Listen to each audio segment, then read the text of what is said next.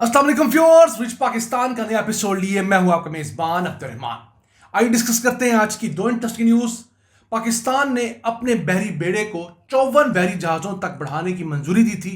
इस सिलसिले में मजीद एक और नया बहरी जहाज हमारे फ्लीट में ऐड कर लिया गया है। इस अगले एक साल के दौरान हम कितने जहाज अपने फ्लीट में ऐड करेंगे और पाकिस्तान को कितने अरब डॉलर्स की बचत होगी, ये तफसीलात आप आज की वीडियो में जान सकेंगे। जबकि आज की दूसरी खबर, पंजाब रेवेन्यू अथॉरिटी ने भी अपनी टैक्स कलेक्शन को 35% बढ़ाया है गुज़िश्ता 6 माह के दौरान। और इस साल पंजाब अपने सोर्सेज से 340 अरब रुपए का टैक्स कलेक्ट करने का टारगेट रख चुका है। याद रहे, इससे पहले खैबर पख्तूनख्वा की जो रेवेन्यू अथॉरिटी है उसने अपने टैक्स कलेक्शन को 45% तक बढ़ाने की खबर दी थी। तो इन दो सूबों ने टैक्स कलेक्शन में भी एक दूसरे से मुकाबला लगा रखा है। सिंध और बलूचिस्तान कहीं पीछे हैं। इस खबर को हम प्रोग्राम के दूसरे से में डिस्कस करेंगे, लेकिन पहले चलते हैं आज की सबसे अहम खबर की तरफ।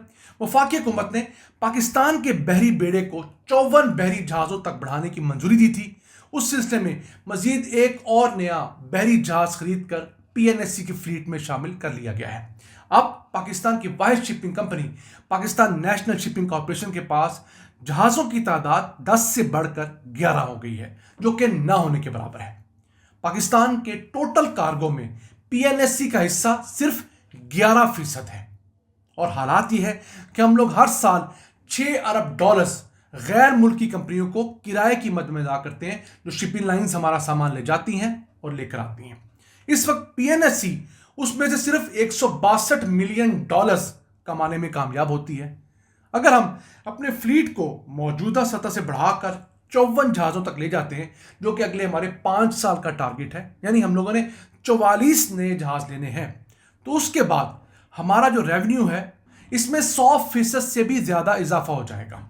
यानी ये मौजूदा 162 मिलियन डॉलर्स की हद से ऊपर जाकर 1 अरब 78 करोड़ डॉलर्स हो जाएगा। लेकिन ऑब्वियसली उस वक्त हमारी ट्रेड भी बढ़ चुकी होगी। हम फिर भी गैर मुल्की कंपनियों को कमोबेश 4.5-5 अरब डॉलर्स किराया दे रहे होंगे। अब याद रहे, जब तक पाकिस्तान के अंदर नेशनलाइजेशन नहीं हुई थी, भुट्टो दौर से पहले पहले पाकिस्तान के पास 87 ऐसे कमर्शियल बहरी जहाज थे जो कि तिजारत के लिए इस्तेमाल होते थे। उन्हें फिर हुकूमत पाकिस्तान ने कौमिया लिया। बदकिस्मती से वो बड़े बड़े सेठों के जहाज हुकूमत ने लिए, हुकूमत से जहाज चले नहीं, और फिर आज ये हालात हैं कि 25 करोड़ का हम वाहिद मुल्क है दुनिया के अंदर जिसके पास 1000 किलोमीटर का साहिल समंदर भी है, और हमारे पास अपने बहरी जहाज़ों की तादाद सिर्फ 11 है। हमसे गरीब मुल्कों के पास अपने बहरी जहाज़ों की तादाद हमसे कहीं ज़्यादा है। अब हम आहिस्ता आहिस्ता इस सेक्टर को भी फोकस कर रहे हैं। इससे पहले हमने आपको चंद दिन कबल बताया था कि पाकिस्तान ने अपने कंटेनर शिप की भी तामीर का आगाज़ किया है। तो ये कंटेनर शिप हम 40 साल के बाद बनाना शुरू हुए हैं। हमारे चंद नाज़रीन ने हमें कमेंट करके बताया कि 1975-80 से पहले तक हमारे यही कराची शिप यार्ड के अंदर कंटेनर शिप भी बना करते थे, लेकिन चूंकि उसके बाद हुकूमत की तवज्जो किसी और तरफ मबजूल हो गई, तो पिछले 40 सालों के अंदर तो for sure Karachi ship yard के अंदर कोई कंटेनर शिप नहीं बना। अब हम लोग एक 1100 कंटेनर्स वाला शिप बना रहे हैं। उम्मीद है 2 साल में कंस्ट्रक्ट होगा, वो भी PNSC के पास आ जाएगा। और 24 अरब रुपए का प्रोजेक्ट है। उस कंटेनर शिप के ऊपर हम एक डिटेल्ड वीडियो बना चुके हैं। स्क्रीन पर आप उसका थंबनेल देख रहे होंगे। अगर इस लिंक पर जाएंगे तो आपको वीडियो भी मिल जाएगी। आप जान सकेंगे कि Pakistan in the right direction Aahista Aahista बिल्कुल कछुए की रफ्तार से इस फील्ड में जाना शुरू हो गया। अब ये जो नया हमने बहरी जहाज लिया है, ये बेसिकली एक ऑयल टैंकर है। अफरमैक्स टैंकर कहलाता है ये। और इसके अंदर जो डेड वेट है वो कोई 1,09,990 टन है। और इस साल 2026 के आखिर तक उम्मीद है हम लोग मजमूई तौर पर 20 बहरी जहाज PNSC के पास ले चुके होंगे। याद रहे, पिछले साल अक्टूबर में हम लोगों ने 2 बहरी जहाज़ों के MOU साइन कर लिए थे।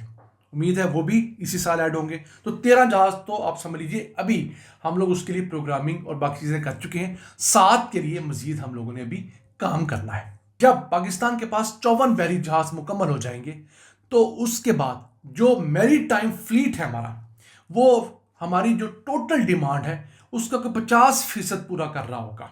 फिर भी बड़ी मिकदार के अंदर हमें सामान दीगर शिपिंग लाइंस के जरिए भेजना पड़ेगा। हमें प्राइवेट सेक्टर को ज़्यादा इंसेंटिव देने होंगे।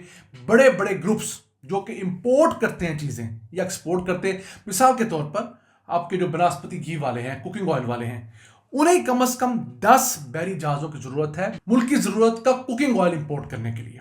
अभी वो गैर मुल्की कंपनियों के जरिए करते हैं, उन्हें इंसेंटिव देना चाहिए, टेक्सटाइल वालों को इंसेंटिव देना चाहिए, बाकी कंपनियों को देना चाहिए, ताकि अपने जहाज़ हों, उन्हें हम रुपयों में पे करें, डॉलर्स में पे ना करें, और वो हमारी इकोनॉमी बेहतर हो। आइए चलते हैं आज की दूसरी अहम खबर की तरफ। पंजाब रेवेन्यू अथॉरिटी ने भी अपनी टैक्स कलेक्शन को 35% बढ़ाया है गुज़िश्ता 6 माह के दौरान, और ये बढ़कर 49 अरब 50 करोड़ रुपए रहे हैं। याद रहे, पिछले जो 6 माह थे, 2024 के आखिरी 6 माह, उस वक्त हम लोगों ने सिर्फ 112 अरब 10 करोड़ रुपए जमा किए थे। 37 अरब 40 करोड़ रुपए हम लोगों ने पिछले 6 माह में इजाफी कलेक्ट किए हैं। एक अच्छा इजाफा है। अभी भी पंजाब का टोटल बजट 5000 अरब रुपए से ज्यादा है। उसमें पंजाब की अपनी टैक्स कलेक्शन बमुश्किल 7% है। इसे कम से कम 15% होना चाहिए, डबल से ज्यादा इसे हमें करना है। अभी भी पंजाब रेवेन्यू अथॉरिटी पंजाब के 41 अजला में काम नहीं कर रही। अभी सिर्फ ये 30 अजला तक पहुंची है। 11 अजला अभी भी ऐसे हैं जहां पर इस अथॉरिटी ने जाना है। तो जैसे वो छोटे दर्जे के जो अजला है निस्बतन, वो भी ऐड ऑन होंगे, उससे रेवेन्यू बढ़ेगा। फिर ज्यादा बिजनेसेस को इनरोल किया जा रहा है, उससे बेहतरी आएगी। इससे पहले खैबर पख्तूनख्वा रेवेन्यू अथॉरिटी ने भी अपनी टैक्स कलेक्शन बताई थी। उन्होंने कहा था कि हम लोगों ने पिछले 6 माह में ही 45% इजाफा किया रेवेन्यूज में। पिछले 6 माह में उन्होंने 24.2 अरब रुपए टैक्स कलेक्ट किया, जबकि 2024 के आखिरी जो 6 माह थे उस वक्त 16 अरब 70 करोड़ रुपए की टैक्स कलेक्शन थी। 7.5 अरब रुपए का उन्होंने इजाफा किया था। तो ये जो टैक्स कलेक्ट करती हैं पंजाब रेवेन्यू अथॉरिटी और या खैबर पख्तूनख्वा रेवेन्यू अथॉरिटी, ये खिदमात पर टैक्स लेती हैं, अशिया के ऊपर टैक्स नहीं लेती। मसलन जूतों पर, कपड़ों पर, इन चीज़ों पर टैक्स वफाकी हुकूमत का हक है। ऐसे इदारे जो सिर्फ अपनी सर्विसेज देते हैं, मसलन डॉक्टर्स हैं, डॉक्टर्स अपनी खिदमात देता है, वो कुछ चीज़ नहीं देता है, सच अपनी चीज़ नहीं देता, दवाई तो किसी और की होती है ना। तो जो डॉक्टर की फीस है, आर्किटेक्ट की जो फीस है, इसी तरह होटल की जो फीस है, शादी हॉल के जो किराए हैं, ब्यूटी पार्लर्स वाले जो हैं, ये जो तमाम खिदमात देते हैं ना, इसके ऊपर टैक्स लेना सूबे का इस्तेहकाक है। और सूबे अगर नीयत से यही टैक्स कलेक्ट करना शुरू कर दें तो तमाम सूबों को अच्छा खासा रेवेन्यू आ सकता है। पंजाब और खैबर पख्तूनख्वा के रेवेन्यू अथॉरिटीज़ में इस फील्ड के अंदर भी मुकाबला है। सिंध अभी तक अपने फिगर्स डिस्क्लोज नहीं कर सका, जैसे करता है हम आपको बताएंगे। लेकिन बलूचिस्तान की बदकिस्मती है कि वहाँ की हुकूमत इस तरफ ऐसा फोकस भी नहीं कर रही, या अगर कर रही है तो वो मीडिया के ऊपर ये चीज़ बताने में नाकाम है कि उसने कितनी टैक्स कलेक्शन की है। नाज़रीन, ये था आज का एपिसोड। हमें उम्मीद है आपको पसंद आया होगा। अपनी सजेशंस, अपनी आराज़ से हमें आगाह रखा करें। अपने मेज़बान अब्दुल रहमान को इजाज़त दीजिए। अल्लाह के बाद।